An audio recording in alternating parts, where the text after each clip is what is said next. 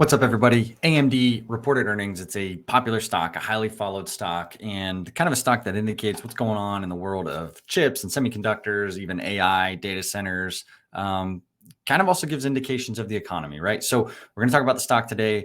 Right here, you can see the stock after hours is down 4%. So what does that say? Well, for whatever reason, the market, investors, Wall Street aren't happy with the earnings report. A lot of times, short-term reactions in stocks don't really matter. So what I want to do is dig into the report, break it down, share what I think about the report. I don't own the stock, but I'll tell you, hey, if I'm thinking about potentially owning it or not, and we'll go from there. And let me know in the comments if you like these videos, and then like the video, subscribe to the channel. That just helps YouTube recommend our videos to more people. It really helps out a lot. All right, so here's the quarter. They beat on GAAP earnings per share. GAAP earnings per share was 60 cents. I'm sorry, non-GAAP earnings per share was 60 cents, which beat by 4 cents. Revenue of 5.35 billion, which is down 9% year over year, beat by 40 million. So they beat expectations. You would think shares would be up if they beat expectations. Now they're down 4.5%. When they wrote this thing, it was up 2%, but now it's changed. For the second quarter, AMD expects to be approximately 5.3 billion in revenue, plus or minus 300 million, versus 5.5 billion consensus. So problem number one with the report is the market was expecting, analysts were expecting 5.5 billion in revenue, and AMD is forecasting 5.3 billion. The reason that that's alarming is because they just beat expectations by 40 million in this quarter, but then for next quarter, they're indicating that they're going to come in below what analysts were expecting. And so people could be afraid that there's some type of slowdown happening in the business. Now, every company does a conference call, or most companies do conference calls after they report earnings. I think AMD does theirs probably at 5 p.m., around 5:30 p.m. Eastern, and everything could change. Maybe management comes out and is really bullish on the call about the rest of the year, and the stock could rebound. Who knows? But let's dive more into their report and what the company has given us so far. So 5.4 billion, gross margin of 44%, operating loss of 145 million, net loss. So that's a GAAP loss of 139 million, but then diluted loss per share of 9 cents on a non-GAAP basis. On a non-GAAP basis, gross margin was 50%. Operating income was 1.1 billion. Net income was 970 million, and diluted earnings per share was 60 cents. Okay, so we executed very well in the first quarter. This is from management, as we delivered better than expected revenue and earnings in a mixed demand environment. Okay, we don't like to see that if a company is trading at a high multiple, said Lisa Su. We launched multiple leadership products and made significant progress accelerating our AI roadmap and customer engagements in the quarter. Long term, we see significant growth opportunities to successfully deliver our roadmaps, execute our strategic data center and embedded priorities, and accelerate adoption of our AI portfolio. That buzzword, AI. Our strategically important data center and embedded segments contributed more than 50% of revenue in the first quarter. For the second quarter, we expect sequential growth in our data center and client segments, offset by modest declines in our gaming and embedded segments. Okay. We remain confident in our growth in the second half of the year as a PC and server markets strengthen and because of our new products roadmap. All right. So let's look at year over year and compare it to last quarter. So left side here is this quarter. Right side is last quarter. Talked about revenue. It's down 9%.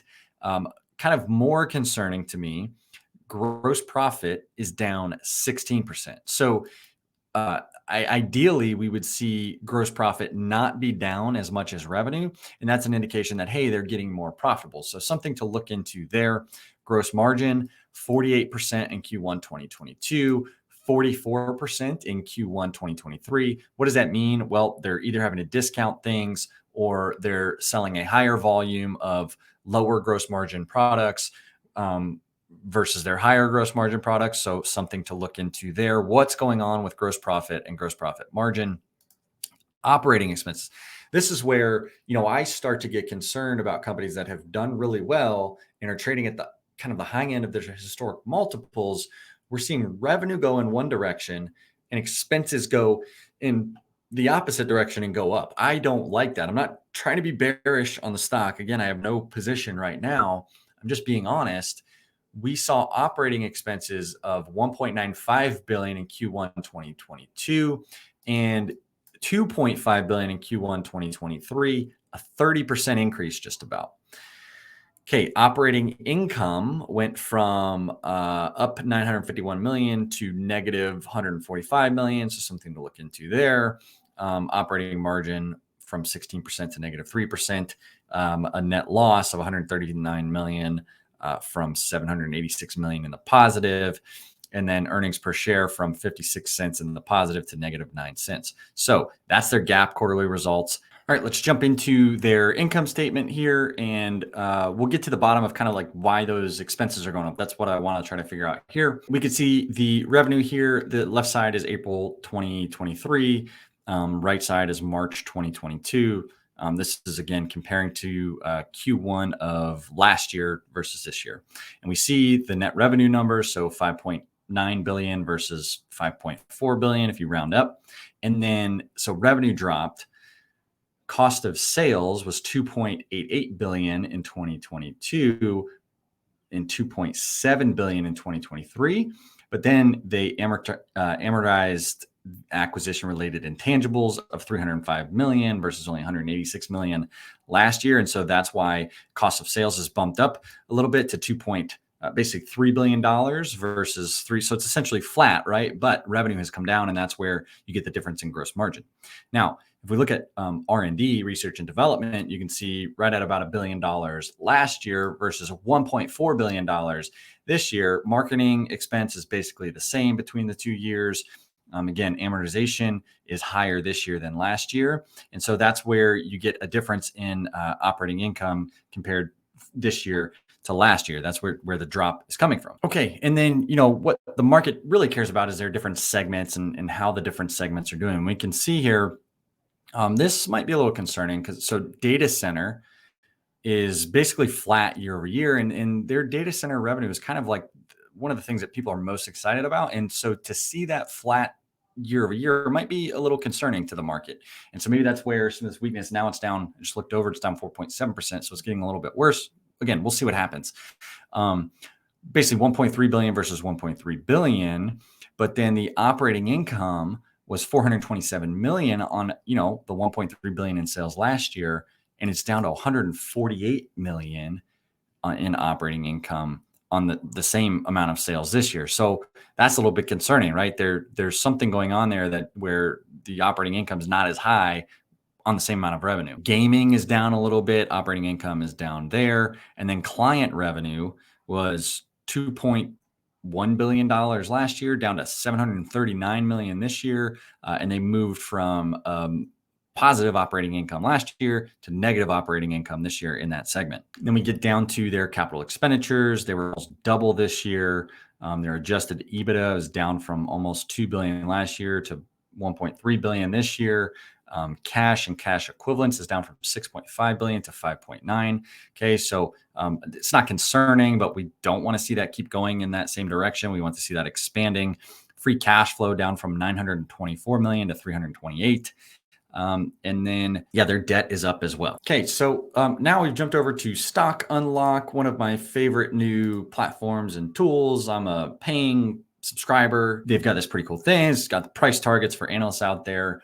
The low price target, and this is out to a year from now, basically. So April of 2024. The low from analysts is $67, down 24%. Average is $100. Up about 12%, and then the high is 210. They also give you, which is 133% gain from here. They also have revenue estimates and EPS estimates. I kind of like the way they do this. You can see a high, which is the green line, an average, which is the middle line, and then a low, which is the red line. And then down here, you can look at both year over year and CAGR, compound annual growth rate. So if you look out through 2026, on the low side, analysts are expecting revenue to compound annual growth rate at about 9%. On the low side, on average, 12% per year, and high, about 15% per year.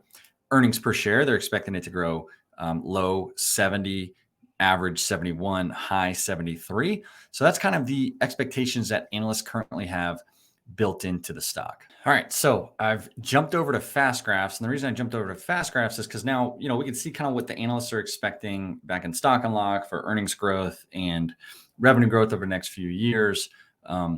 But I like to use fast graphs to just visualize this chart here, right? And we're looking at price to sales ratio, and we're essentially this orange line is the normalized price sales ratio since 2003 of 2.27 for AMD. We can see it's currently trading at about 6. So this black line right here is the current stock price. Price is at about $89 a share. It's down right now to about 86, right? So it'd be a little lower than this. But the first thing that sticks out to me is just like, look how much higher the price sales ratio is right now than AMD's historical average. But we can see back from 2005 to 2013, AMD was very clearly like a struggling company, a different company. They were basically losing sales growth. The sales growth was negative in sales per share. And so, I don't know that we should necessarily compare the price sales ratio now to its average since 2013. So let's just take it back to after 2015 and get kind of those negative numbers out of there.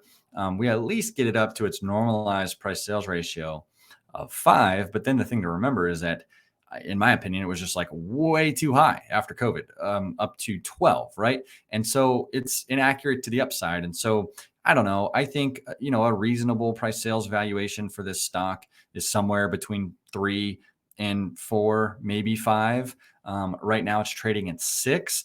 And if we look at it going forward and we look at it kind of going to its average of, about 5 out to 2025, based on current analyst expectations of revenue growth per share of -3% in 2023, which we're seeing, we saw -9% or whatever it was this quarter. So I think safe to say 2023 will be a down year in revenue, but then back to growth 16% in 2024 and 13% in 2025. Then you're looking at a total annualized return of 6%, or I'm sorry, a total rate of return of 6% over the next 2 years, for a total annualized return of 2%. Now, if you go to forecasting and we put in analyst estimates, we can essentially do the same thing here and they've got the analyst estimates in here of revenue growth per share over the next several years.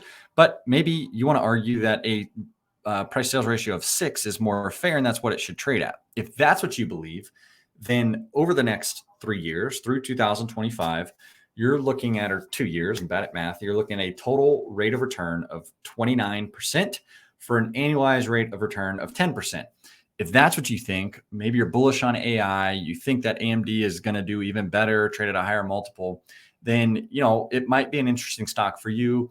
For me, right now, I think there's too much good baked into the stock price, especially given the macroeconomic situation. I think it's trading at too high of a multiple.